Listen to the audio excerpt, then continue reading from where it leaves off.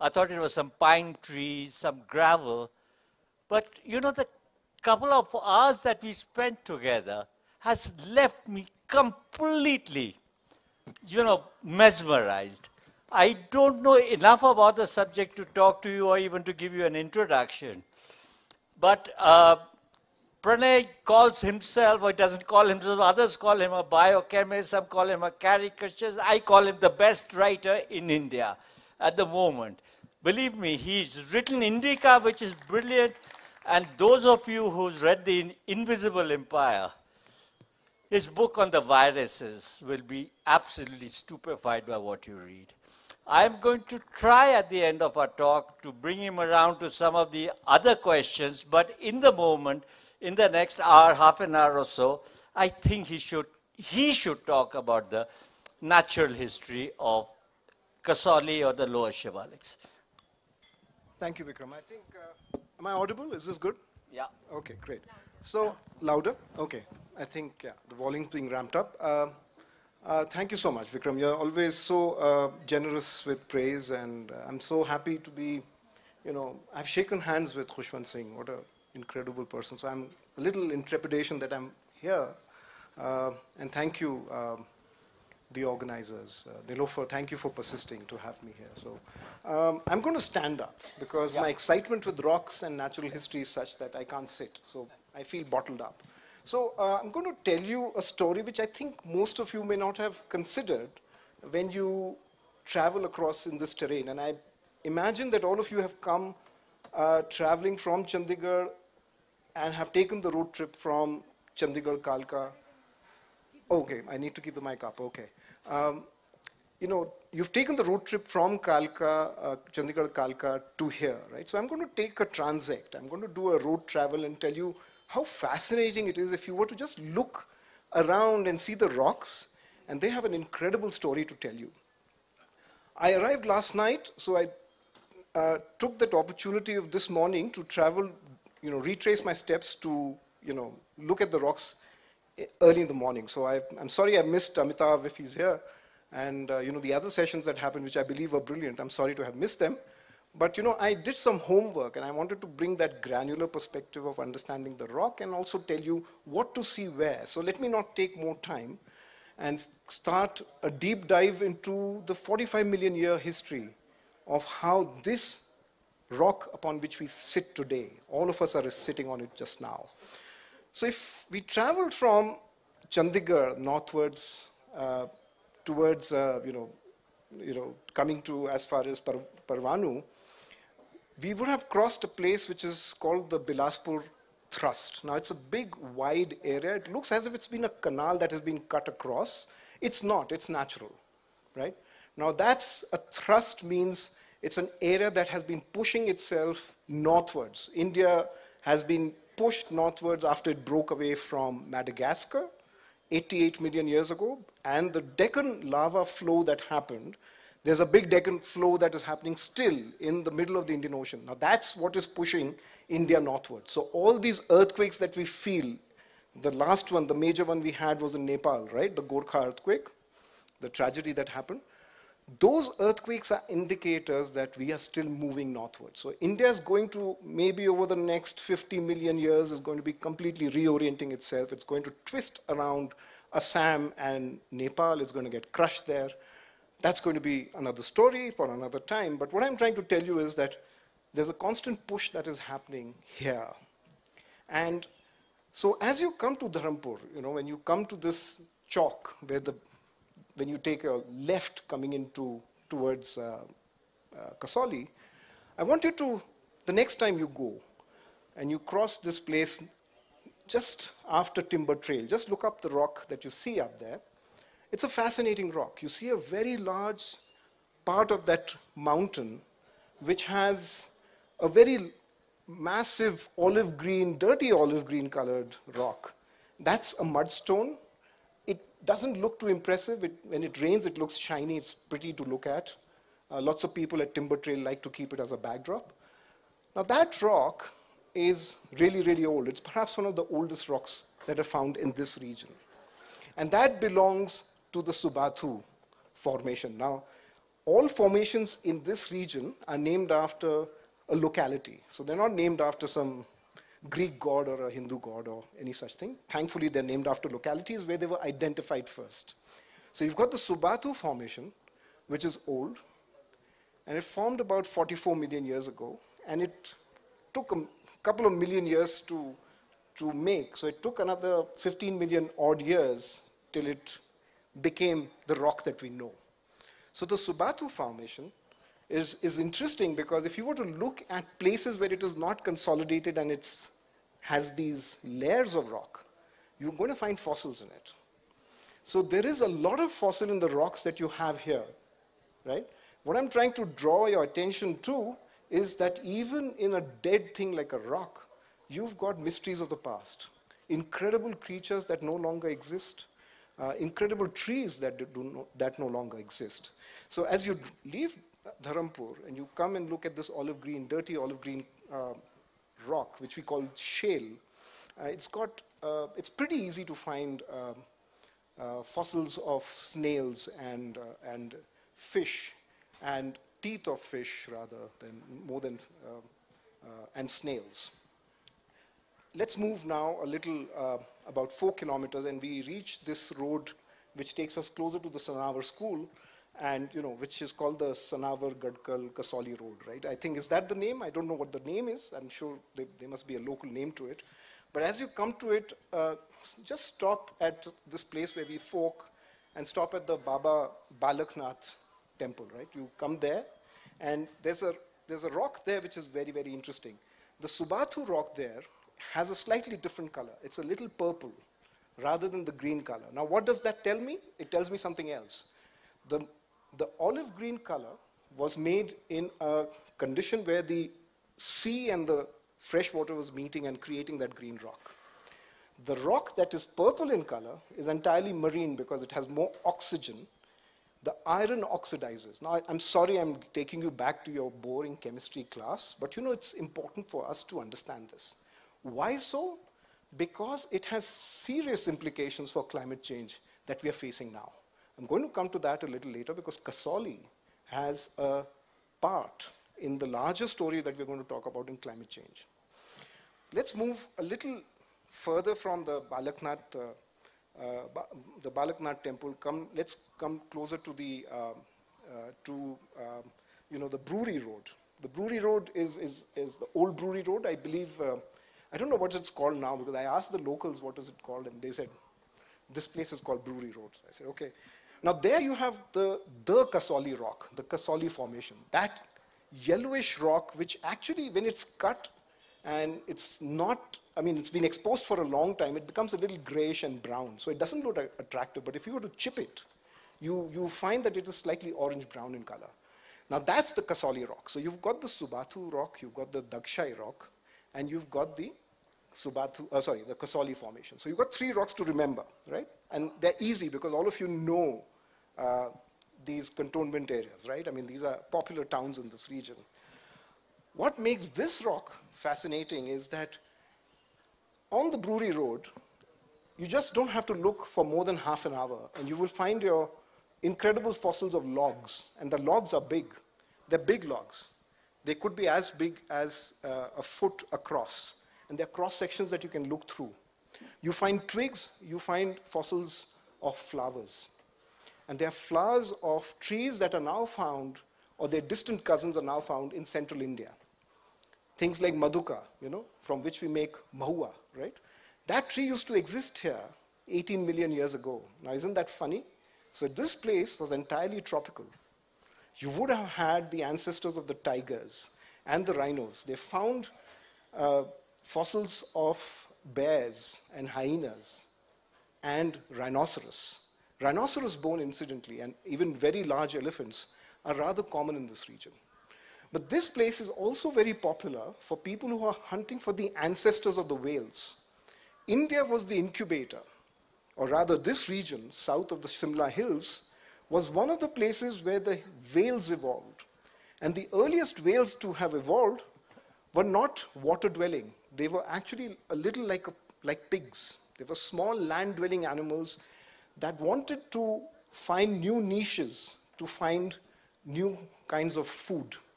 And they found a liking to water plants.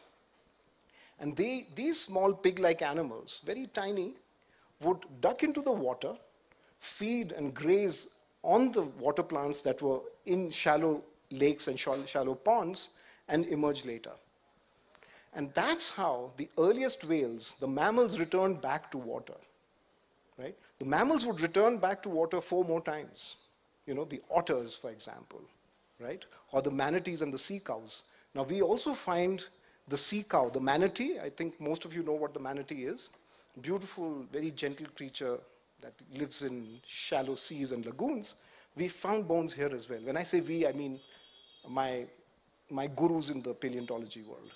So while you come here, you have actually crossed a journey of 40 million years, and you have seen the landscape change, the types of rocks have changed, and there is a bounty of fossils and mysteries written in the rocks. You know, there are signatures of chemicals and minerals which tell stories. And to me, that is fascinating, because if you really want to understand how India was made, I don't want to affront Pawan because he's talking about the Hindu civilization. That's, you know, a second ago. But for me, the 40 million years when this rock was being created and was in the making, I think that is a fascinating story which we now need to understand more intensively. I mentioned to you the fact that the Kasauli rocks and the Shivaliks and the larger region has a very, very important role in the climate change that we are facing today. Now, I don't want to hard sell my book, but you know, when I wrote about this in 2016-17, that the answer to climate change is going to be largely geological. And I know Nilofer is going to hate me for this, but tree planting is only a very, very good way to avert climate change in the very short term. If you really want to fight climate change, you will have to plant not just trees, but also take care of your oceans and seas and shallow lakes. Now let me tell you why this rock is important. The rock here in Kasauli has been witness to the evolution of the monsoons. We have records in the layers of the rocks here of how the monsoon's intensity grew over the past 40 million years. In fact, till 18 million years ago, there was a very scanty monsoon. If you could even call it a monsoon, it would be problematic. So the current monsoon regime has actually come into its shape about somewhere between 4 to 2.8 million years ago, not before that. It's only after the Himalayas have risen to what they have, and the majestic rivers that started to flow after the assault of a regular, sustained, strong monsoon. I still need to come back to my climate story because I'm digressing, I understand. Why is it important that we conserve the rock here, the sediment that flows into the Kausalya River and the Makrand River and all the other rivers that flow from here? The sediment that flows from the Himalayas is unique. It is not found anywhere else in the world. Anywhere else in the world. You have great rivers like the Amazon or the Nile or the Yangtze or the Ob and Yenisei in Russia. None of them have the ability to sink carbon. When I said trees are not going to save us, that's because trees have a propensity to consume oxygen and trap carbon dioxide, but they do so only at the cost of their own growth. And as soon as they grow to the certain level that they do, they start to decompose, or they catch fire like the ones we are seeing now, right? So it is a natural cycle for forests to start decomposing or to ignite, right? And thereby releasing carbon dioxide which has not got trapped and buried. Remember that all the fossil fuel that we are getting out is from coal and petrol, which was made 240 million years ago or 100 million years ago. And when you take it from the depth of the earth, it releases carbon dioxide, right? Trees are not going to solve your problem because you're taking out so much coal and petrol. So where does Kasauli fit in, or the rocks around it, or the sediments in the rivers? This is where it fits in. Ganga buries 22% of the world's carbon. Can you imagine this? You know why it happens? You know why only Ganga and a little bit Indus, if the Indus was still powerful, and a little bit Brahmaputra, but not Yamuna, not Chambal, not Kosi, not Ghaggar, not Kaveri, none of them. That's because the tributaries that come from Nepal and make Ganga, they carry with them silicate, which is a very, very important component that has the ability to capture carbon. Let me explain it to you. As India collided with Eurasia and it became India, it started to raise the Himalayas. And the young granite that came up was rich in silica. Now, this is the youngest granite in the world. And the quality of this granite is such that it is flaky. Once rain falls on that granite, it etches out this silicate, right? Now, remember that rain, when it falls down, it's not pure water. It's actually something called carbonic acid, because once rain falls down, it's taking with it some carbon dioxide as it falls down. So it's a mildly acidic water that falls on that rock. It dissolves, it etches this granite silicate combines with this carbon dioxide, gets carried and buried in the Bay of Bengal. Now, the Bay of Bengal itself is not an inert place. It has an amazing array of submarine canyons. In fact, nobody's even mapped the nature of the submarine canyons that exist there. And they are much grander than the Grand Canyon in America or any other canyon that you can imagine, right? But the tragedy is that we don't have enough research intent to actually do that mapping, and we don't know what that maze looks like. But what happens is, the point that I'm making here is that the silicate that gets carried with the carbon dioxide is what controls the carbon dioxide largely that nature wants to control in the oxygen carbon dioxide cycle. So the Kasauli sediment, the Kasauli rock, all of these contribute to that river, that movement of silica down the sediment to the rivers that are going eastwards towards the Bay of Bengal. And they all contribute to this process. So the point that I'm making here is that geology is not inert. The rocks got made 40 million, 50 million, 3 billion years, 4 billion years ago does not mean that they have stopped contributing to the role of evolution, whether it's the evolution of climate, evolution of landscapes, or the evolution of how things will shape in the future. So, Bikram, I'm going to stop here unless somebody stops me. Just continue for another 5 minutes, okay, because everybody's fascinated by your saying. Okay, I don't know what. Yeah, there you are. Okay, so so I'm not against trees. Please don't get me wrong here. My only thing is that what I'm trying to say is that this whole logic of overemphasizing on planting trees needs also to shift towards looking at lakes and ponds. It only makes sense because lakes and ponds are the place which not only provide you water security for very selfish reasons, but also does very, very good carbon burial.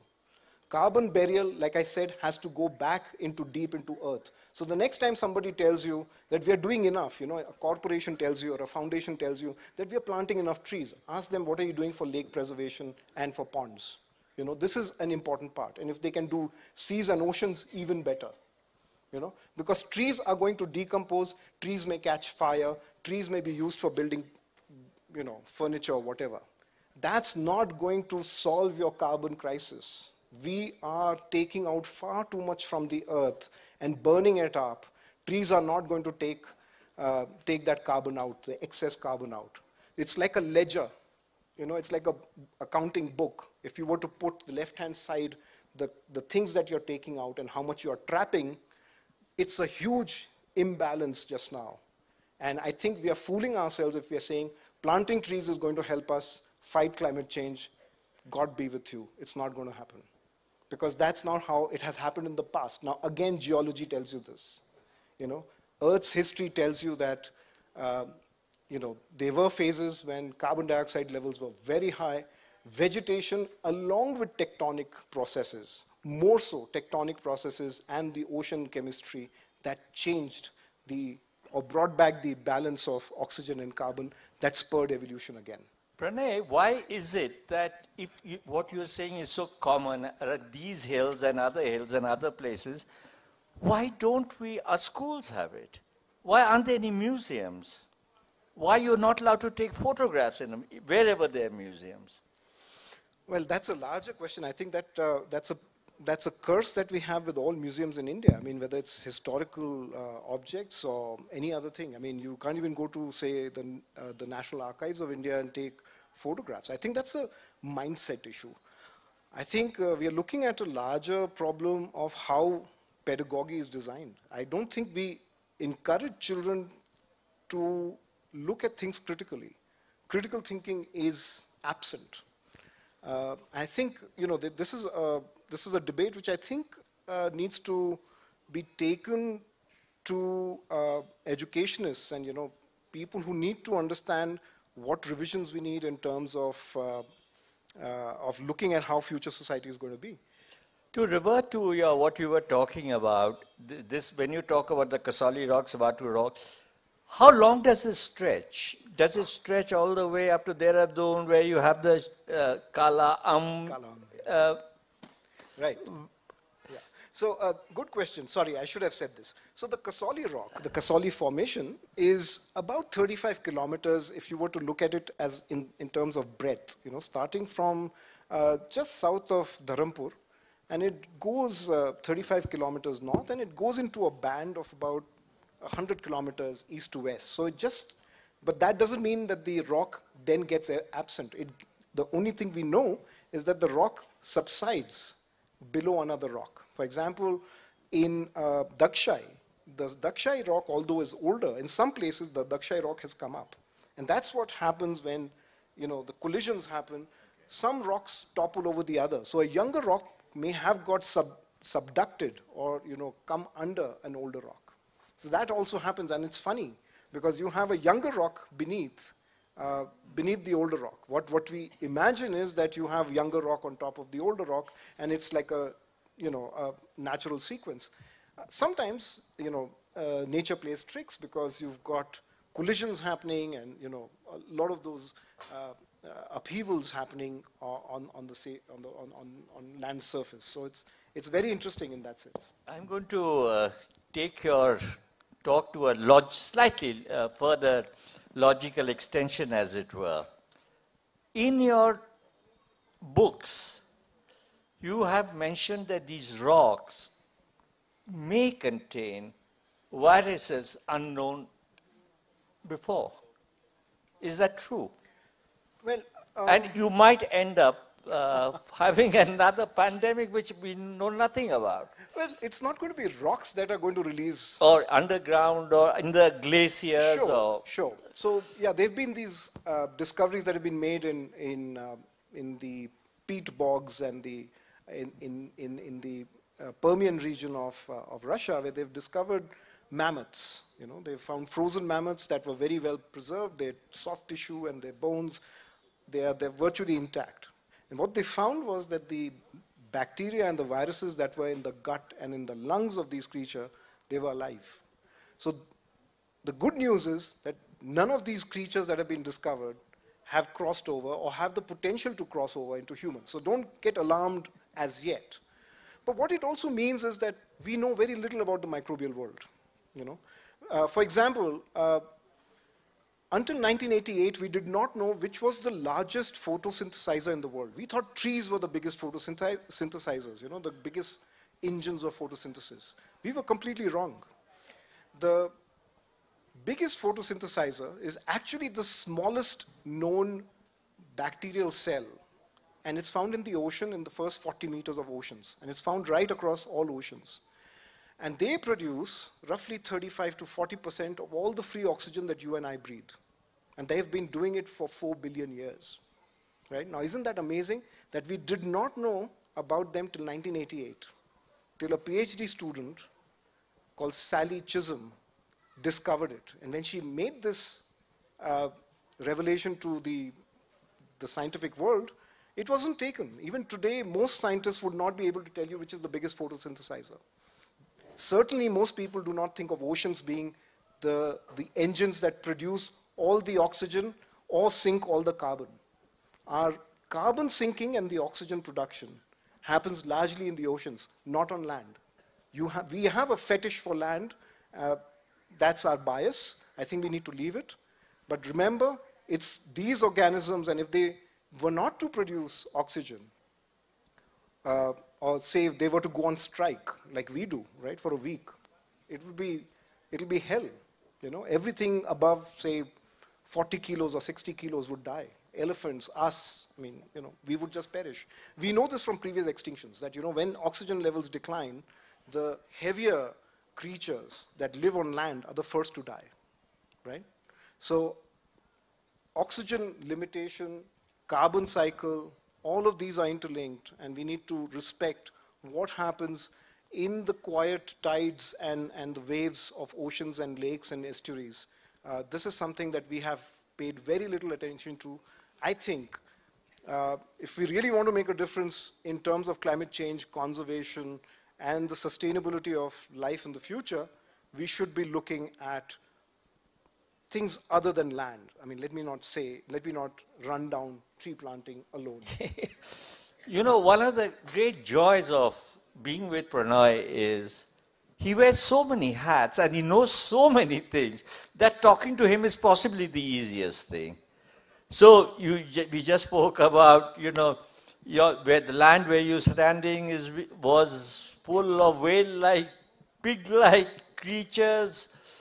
And now I'm going to take it to a completely different thing. And this is all, you can read all about all this. It is both his books. Sorry, this is a bit of a political question. How successful were we, when I say we, I don't want to put the government or anywhere, in hiding the after effects of the pandemic in India? You know, I'm sorry about this, but... You know, I'm going to lose my job. I work for a non-profit organization which actually does Good. support You can concentrate on writing is what we want you to do. Okay. Yeah. So I think, you know, if you were to ask me honestly, I think we had problems in terms of infrastructure and, you know, health system delivery. But let me also say this, that had we not had doctors the kind that we have, people who know how to manage fevers year in and year out, season after season, day after day, our doctors, our nurses, our pharmacists, our paramedical staff, our ASHA workers, you know, all of them know how to manage fever. Now that's a skill that very, very few countries have. So we did that incredibly well. So people who would have, you know, perhaps there would be far more death had we had not had this skill, you know.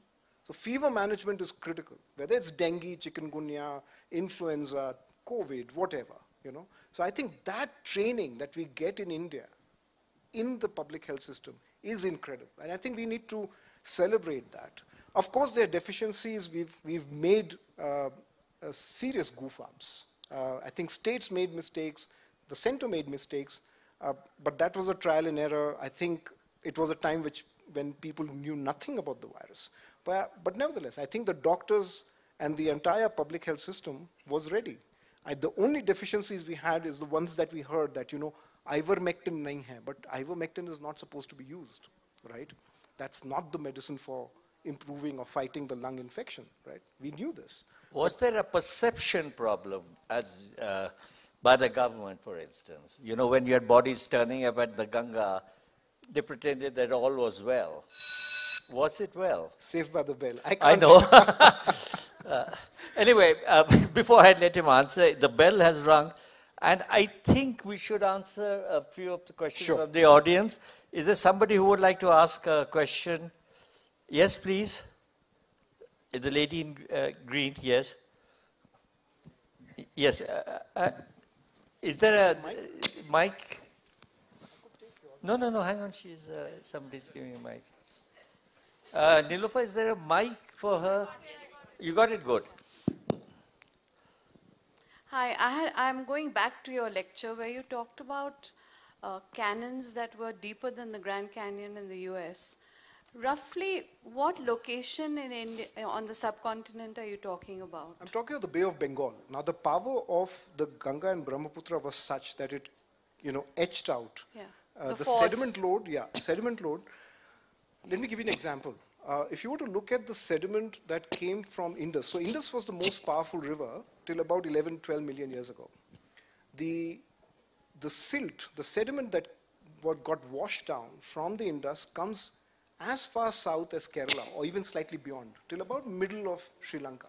Now that's the power of the river Indus. If you were to look at the lateritic, the orange color soil that the Amazon sends out, right? And if you were to look at it on the ocean's floor, on the seabed, it perhaps goes to about 100 or 200 nautical miles, not more. Now here we are talking about a good 2,000 nautical miles, right? So that was the power of Indus. And the same thing in case of Ganga and Brahmaputra. The power was such that it etched out a slightly shallow basin sea into something much deeper. And so the sediment of the Ganga and Brahmaputra actually go down as south as middle of Nicobar. Yeah, if you see it from the air, you see that whole stretch before it mingles right. with the sea. That's right. So that's where the canyon is as That's well. right. Oh, I see. Okay. Thanks. Are there any more questions? Yes. Yes, there are many questions. Yes, sir. You want to? I think you need a mic, and a mic's coming to you. You can have two mics if you want. Hi. You're in the blurb about your talk. It talked about could Kasauli area be the origin of the Saraswati River? You didn't talk about it, so I'd like to ask that question. I was hoping I'd duck that. It's a problematic question. I think there is a commission that has been set up by the government of Haryana to look at the origin of Saraswati.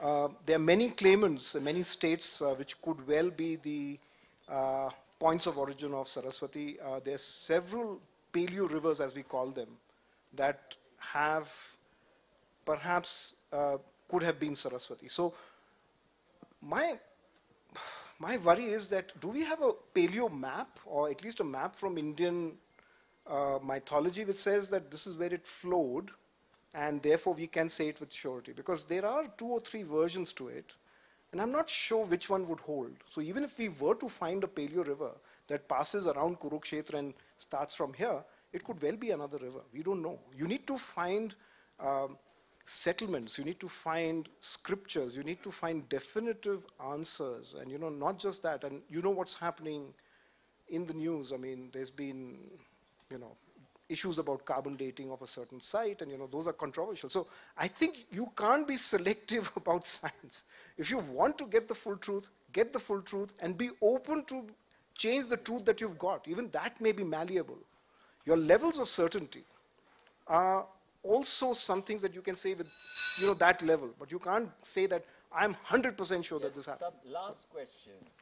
There's Aarti, she's You said that lakes, dams, ponds are good for getting this carbon dioxide out.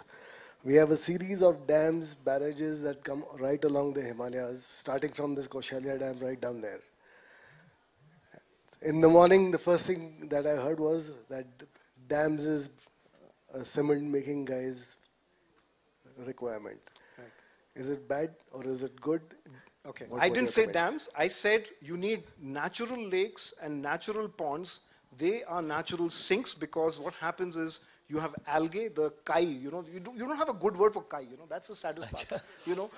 Everything that is mossy, green, grey, you think it stinks or where you can slip kai. is kai, right? Which is perhaps the most detrimental thing you can do, because that's what has created all the oxygen that you and I breathe. So let's give it a little more respect than what we do. My point here is dams, if they were well managed, would have served that purpose. Dams, what they've done is they've diverted the flow of water. The plight of Indus is partly, and there might be people willing to shoot me for this, is largely because we have altered the flow of Indus, and that has perhaps also contributed to climate change. My point here is cement industry has a role because cement making itself has a strong emission on carbon dioxide, and the fact that you've stopped the flow of a river like Farakka Dam or any of these large dams also would do that, because you don't have natural recharge, you don't have natural carbon burial. Dam by itself, the reservoir itself is lined. It will not contribute to carbon burial because it will only get more kai, but the kai does not know where to go. The organisms that are growing there don't know where to sink the carbon. So for that reason, dams are not good, in terms of the climate cycle. Right? So in terms of climate change, one of Sir, the I think we should get somebody else to answer this thing. We have got only 2 minutes left. So in terms of climate change, the we common... discussed that in the morning, sir, this question that you are asking. No, what I'm saying is, there's normally associated with carbon and fossil fuels, but there's an alternative thinking which is there in South America. I happen to be there, and there's a lot of research done on this stuff. And what they are saying is, it is the position of the sun and the earth, which over millions of years keeps changing.